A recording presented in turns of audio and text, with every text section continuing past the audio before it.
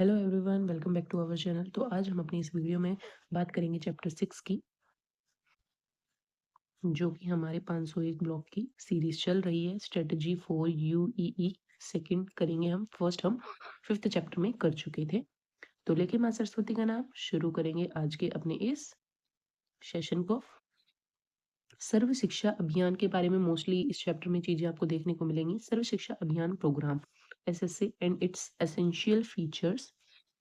SSA was initiated in 2001। जो आपका SSA था उसकी शुरुआत कब हुई थी? 2001 में हुई थी। याद रखना, इंपॉर्टेंट पॉइंट है।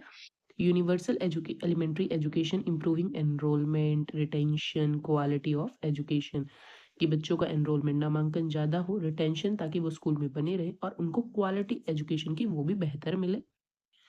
86th amendment 2002 made elementary education a fundamental right. तो जो 86th कॉन्स्टिट्यूशन अमेंडमेंट हुआ था 2002 में, उसके तहत हमने एजुकेशन को एक फंडामेंटल राइट बना दिया। इस चीज को आप याद रखेंगे।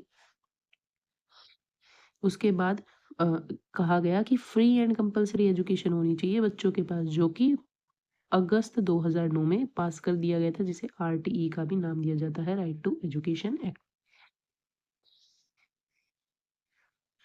Active involvement, Panchayati Raj institutions का एक्टिव इन्वॉल्वमेंट किया गया। स्कूल मैनेजमेंट कमेटी बनाई, village education committee, parent teacher association, PTA.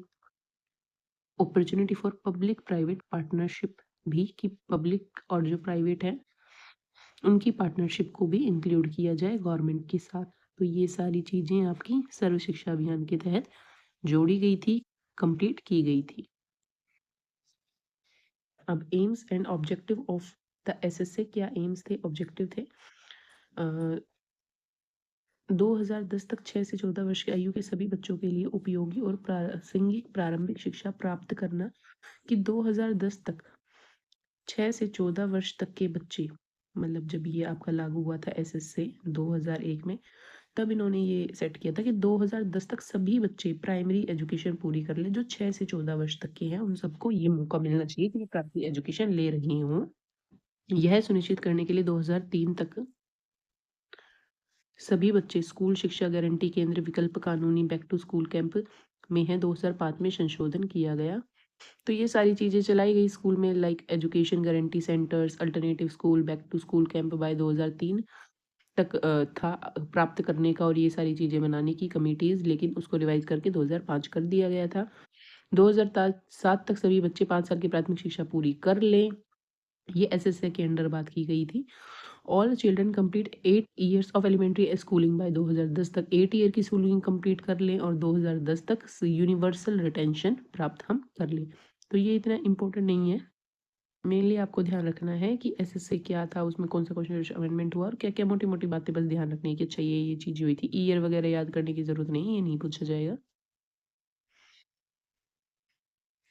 2010 is outer limit for such achievement. तो जो एसएसए था जिसका गठन 2001 में हुआ था, उसने 2010 को आउटर लिमिट सेट किया था, जो भी उसने गोल्स रखे थे उनको अचीव करने में। सर्व शिक्षा अभियान के 2 एस्पेक्ट थे। अब प्रारंभिक शिक्षा योजना के क्रियान्वयन के लिए व्यापक अभिसरण ढांचा बनाना, वाइड कन्वर्जेंट फ्रेमवर्क बनाना, प्रारंभिक शिक्षा में सार्वभौमिकरण को प्राप्त करने के लिए महत्वपूर्ण क्षेत्रों को मजबूत करने के लिए बजट किया। बजट भी प्रॉपर उसने निकाला कि एजुकेशन पे हम इन्वेस्टमेंट करेंगे, तो वो एक तरीके का निवेश है। बजट को अच्छा बनाओ। 6.4 broad strategy for the SSA programme. तो एसएसए प्रोग्राम की और ब्रॉड स्ट्रेटेजीज क्या थी? इंस्टीट्यूशन रिफॉर्म, किस संस्थागत में सुधार किया जाए, हमारा इंस्टीट्यूट बेटर हो पाए पहले से। सस्टेनेबल फाइनेंशिंग, तो जो हमारा आय फाइनेंशिंग, जो हमारा आय का वितरण है वो सस्टेनेबल हो पाए, एक proper pattern, proper sequence and proper समझदारी के साथ हो वो फाइनेंसिंग। कम्युनिटी ऑनरशिप, की कम्युनिटी को इन्वॉल्व करो, उनको स्वामित्व देने की कोशिश करो। इंस्टीट्यूशन कैपेसिटी बिल्डिंग, तो इंस्टीट्यूशन की जो कैपेसिटी बिल्डिंग है उसको बढ़ाने पर जोर दिया जाए। लाइक स्कूल का infrastructure, better management, better budget and better उसके यूज, और इन कम्युनिटी को इन्वॉल्व करना, यही एसएसए के अंडर स्ट्रेटजीज थी।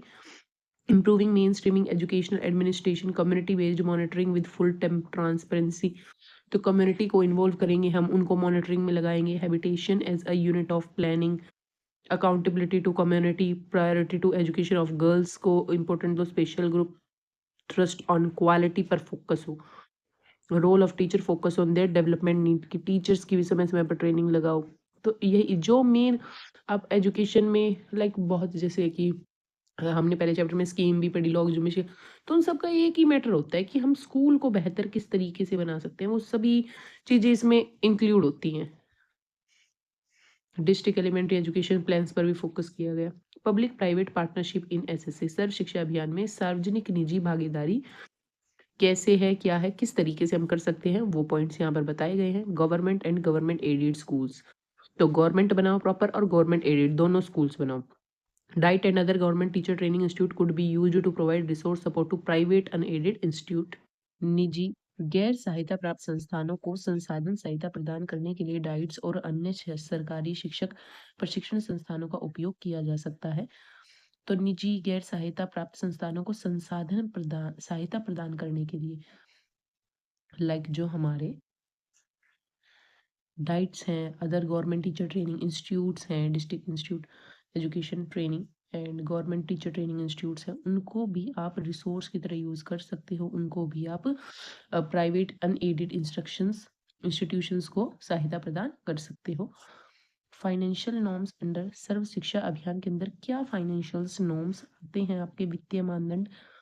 तो आपका फर्स्ट पॉइंट है कि पहले सेंट्रल गवर्नमेंट और स्टेट गवर्नमेंट का क्या था 9th ईयर प्लान में, कि सेंटर के पास 85% चीज़ों को मैनेज करने का वो था और स्टेट 15%, फिर 75-25, अब 50-50 है कि सेंट्रल गवर्नमेंट भी उतने ही शक्ति रखती है, उतना ही काम में इन्वॉल्वमेंट रखती है जितना कि स्टेट, तो दोनों का इक्वल इक्वल हो गया है अब फाइनेंशियल नॉर्म्स में। Existing scheme of elementary education of the department except National Bal Bhavan and NCT with coverage after the 9th plan। तो 9वीं योजना के बाद विभाग की प्रारंभिक शिक्षा की मौजूद योजनाएं राष्ट्रीय बाल भवन और एनसीईआरटी को छोड़कर एक ही होंगी। उन्नयन, रखरखाव, मरम्मत और शिक्षण अधिगम उपकरण और स्थानीय प्रबंधन के लिए उपयोग की जाने वाली सभी धनराशि को village education committee, school management committee और ग्राम को हस्तांतर किया जाएगा। तो ये सभी कार्य हमारे हम village education committee, school education committee और ग्राम पंचायत को सौंप देंगे। Upgradation, maintenance, repayment of school, teacher training equipments, ये सभी चीजें वो मैनेज करेंगे। वितरण हेतु अनुदान दिया जाता रहेगा, उन्हें एसएससी कार्यक्रम के तहत वित्तीय पोषित नहीं किया जाएगा। तो जो भी डिस्ट्रीब्यूशन होगा, स्कॉलरशिप होगी, यूनिफॉर्म विल बी कॉन्स्टिट्यूशन होता रहेगा funded under the state plan, they will not be funded under the SSC programme. तो उसको एसएससी में शामिल नहीं करना, वैसे बच्चों को स्कॉलरशिप यूनिफॉर्म प्रोवाइड करनी है समय समय पर। तो ये एसएससी के अंडर फाइनेंशियल काम इस तरीके से है जो मैंने आपको ये 4 पॉइंट्स बताए। Development of schools and other related facilities, तो क्या डेवलपमेंट स्कूल के लिए अदर रिलेटेड फैसिलिटीज कौन कौन सी थी? राज्य अब अतिरिक्त संसाधनों का उपयोग बुनियादी सुविधाओं के वित्त पोषण, शिक्षकों की नियुक्ति और शिक्षक प्रशिक्षण प्रदान करने में कर सकते हैं। इंटरवेंशन, सर्व शिक्षा अभियान में हस्तक्षेप में क्या क्या? AIE, alternative and innovative education, important है ये पॉइंट। आदिवासी और तटीय क्षेत्रों में हाशिए पर और वंचित बच्चों की भागीदारी सुनिश्चित करने के लिए विकसित की गई थी। तो अल्टरनेटिव एंड इनोवेटिव एजुकेशन में क्या था कि इसलिए डेवलप की गई थी ताकि मार्जिनलाइज्ड एंड डिप्राइव्ड ग्रुप को आप एजुकेशन में शामिल कर सको, उनके लिए एजुकेशन देना अल्टरनेटिव एंड इनोवेटिव तरीकों से। AIE सर्व शिक्षा अभियान में ही था ये। सिविल वर्क, कुल परियोजना बजट में 33% की सीमा तक भारी निवेश संसाधन केंद्रों के लिए बुनियादी ढांचों का प्रावधान। आपको इन्वेस्टमेंट कितनी करनी, कम से कम 33% करनी है और इंफ्रास्ट्रक्चर रिसोर्स सेंटर का तो ध्यान रखना ही रखना है। Innovative activities, early childhood care and education, girl education, SC/ST education and computer education पे आपको इनोवेटिव एक्टिविटीज का ध्यान रखना है। R&E, रिसर्च एंड इवेल्युएशन, घरेलू मैनेजमेंट, ये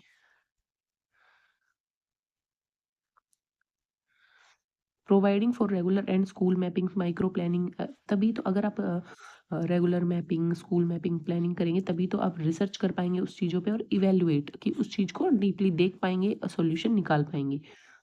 स्कूल ग्रांट, ईच 2000 मतलब 2000 each was given to school, हर स्कूल को देना है rupees 1000 was given for improvement of school library facilities, rest money school beautification के लिए यूज हो सकता है। तो ये दोनों राशि आप यूज देख सकते हैं। टीचर ग्रांट दिया जाएगा टीएलएम्स के लिए 500 रुपए। Teacher training distant education with the help of IGNOU से आप करवा सकते हैं। एसएससी में ही डिस्टेंस एजुकेशन की भी बात की थी। अब mid day meal scheme and its contribution in SSC. तो मिड डे मील की स्कीम क्या थी और क्या कॉन्ट्रीब्यूशन था इसका एसएससी में? 4 महत्वपूर्ण कारक: शिक्षक तक पहुंच, शिक्षक का बच्चों का नामांकन, नामांकित बच्चों की प्रतिधारणा और उपलब्धि, access to education, enrolment of children, retention and enrolment and achievement. ये 4 पॉइंट्स याद रखना आपकी इन चारों की। वैसे तो ये पॉजिटिव पॉइंट्स है, हम नेगेटिव पॉइंट्स इजीली एलिमिनेट कर पाएंगे। Government of India launch the scheme of national programme of nutrition support to primary education is known as mid day meal. तो मिड डे मील कब शुरू हुआ था? दे रखा है 2 अक्टूबर 1995 को। ये डेट आप देख सकते हैं, 2 अक्टूबर 1995, जो मोस्ट इंपोर्टेंट है पॉइंट। गेहूं 3 किलो प्रति छात्र प्रति माह देना है वर्ष में 10 महीने के लिए। यदि 80% उपस्थिति है या उसकी व्यवस्था को सूखा राशन का प्रावधान कहा जा सकता है। राज्य सरकार सूखे राशन के बजाय पका हुआ भोजन उपलब्ध करवाए। जून 2002 से ये लागू हुआ था। पहले सूखा भोजन दिया जाता था, फिर पका हुआ दिया जाने लगा। गेहूं 3 किलो प्रति छात्र को देना है प्रति माह 10 महीने तक। सुप्रीम कोर्ट 28 नवंबर 2001 न्यूनतम दिनों के लिए 300 कैलोरी ऊर्जा और 8 से 12 ग्राम प्रोटीन की न्यूनतम सामग्री। तो ये सुप्रीम कोर्ट ने 28 नवंबर 2001 में कह दिया कि 300 कैलोरी एंड 8 से 12 ग्राम प्रोटीन हर बच्चे की न्यूनतम आवश्यकता है। Doctor MG Ramachandra up to 10 Tamil Nadu mid day meal programme is among the best. तो उन्होंने कहा तमिलनाडु का मध्याह्न भोजन कार्यक्रम सर्वश्रेष्ठ में से एक था। Pondicherry start universal school feeding as early as 1930। तो पौंडीचेरी में 1930 में ही ये वाली स्कीम चालू हो गई थी। याद रखना है, पॉइंट्स एडिशनल में इंपॉर्टेंट है। गुजरात में 1980s में हो गया था। केरला कुकड़ मील शुरू हो गई थी 1995 में। 2005 तक कार्यक्रम लगभग सार्वभौमिक हो गया था, मतलब हर पूरे देश में हर जगह हो गया था, हर स्टेट में। न्यूनतम साझा कार्यक्रम 2004 खाना पकाने के लिए राज्यों को सहायता दी गई। Common minimum programme 2004। अब देखते हैं harmonious of RTE act 2009 and Sarva Shiksha Abhiyan. RTE act and Sarva Shiksha अभियान की क्या सुसंगत समाज इससे था? तो जो आपका आरटीई था वो कब आया था? 1 अप्रैल 2010 को आया था। याद रखना इंपॉर्टेंट पॉइंट है, पता है तो well and good. Inclusion of children with special needs के साथ इंक्लूजन करना है, इंक्लूसिव एजुकेशन सेटअप करना है। Access to the enrolment drop out retention of the girls primary and elementary level. RTE में ये बातें कही गई थी। To examine the physical and financial performance of SSC schemes in education in relation of training. प्रशिक्षण के संबंध में सर्व शिक्षा अभियान योजना के भौतिक और वित्तीय प्रदर्शन की जांच रखना, ये भी आरटीई ही करेगा। प्रति किलोमीटर पर 300 की आबादी के लिए प्राथमिक स्कूल होना चाहिए। तो 300 पर किलोमीटर पर एक प्राइमरी स्कूल हो। प्रत्येक 2 किलोमीटर पर 800 की आबादी के लिए उच्च प्राथमिक विद्यालय हो। देखो ये 2 पॉइंट थोड़ा सा अटके, वरना हमने 1 किलोमीटर 2 किलोमीटर के बारे में पढ़ा है। इन 2 पॉइंट्स को थोड़ा ध्यान रखना कि प्रति किलोमीटर पर 300 के बाद वाले के लिए प्राथमिक स्कूल हो और प्रत्येक 2 किलोमीटर पर 800 के बाद वाले के लिए उच्च प्राथमिक विद्यालय हो।